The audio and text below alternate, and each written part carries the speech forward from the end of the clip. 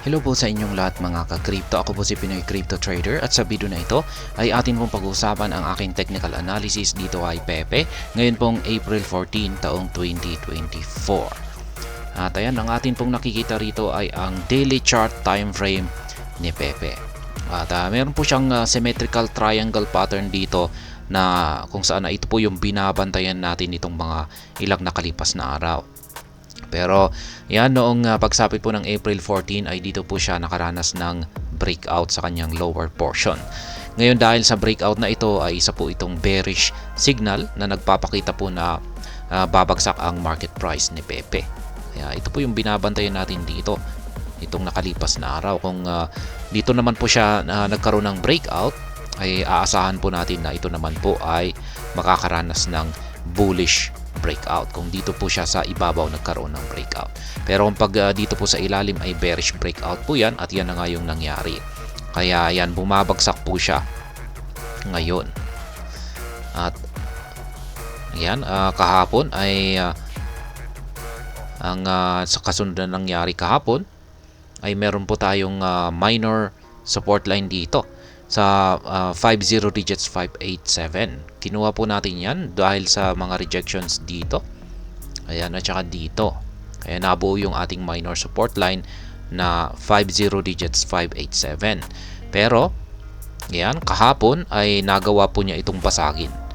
Yan, at nagpapatuloy po ito ngayon sa kanyang pagbagsak. At maliban po rito ay mapapansin din natin na yung ating dalawang indicators dito. Yan, ang ating hazard indicator na ito, kulay red. Bearish po yung signal niyan. Bearish ang kanyang ipinapakita. Lalong-lalo na yung ating QQE mode indicator dito. Bearish na bearish yung signal po natin dito. At mapapansin po natin na lumalaki pa yung kanyang mga sukat.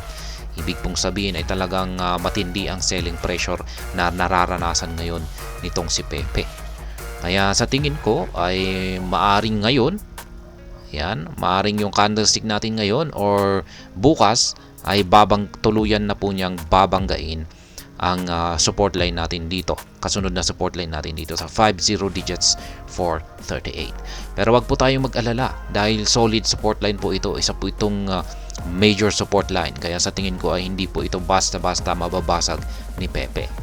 Ngayon kung sakaling nabasag po niya ito ay ang sunod po nating support line dito ay yan, lagay po natin yung kanyang price level at palitan po natin ng kulay red. Lahat po ng mga kulay red ay mga nagsisilbing support line po ang mga ito.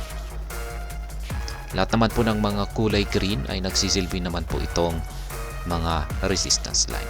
Kaya kung sakaling nabasag po ito ay yung sunod po nating support line dito ay ang 50 digits 281. Yan po yung sunod na buy pending order position natin dito. Kaya maglalagay na rin ako dito kasi baka sakali lang.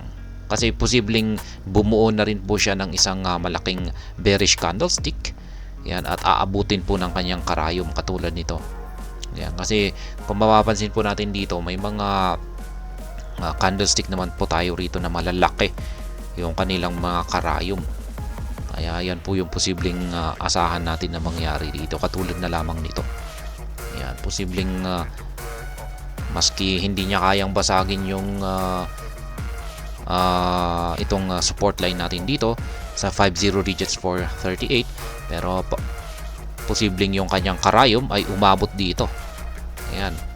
Kaya at least kung meron po tayong buy pending order position dito sa 50 digits 281 ay at least makakabili po tayo sa mababang presyo na ito.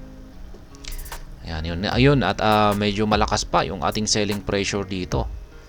Ayan, kaya posible po siyang susubukan po talaga niya nabasagin ang major support line natin dito. Ayan, ibibigay po niya lahat ng kanyang lakas or puwersa. Kaya magkakaroon po talaga ng isang matinding bakbakan dito sa pagitan ng mga bulls at saka mga bears.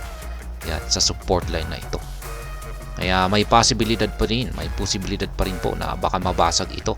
Kaya dapat ay paghandaan po natin yung kanyang pagbagsak dito sa sunod na major support line na 50 digits 281.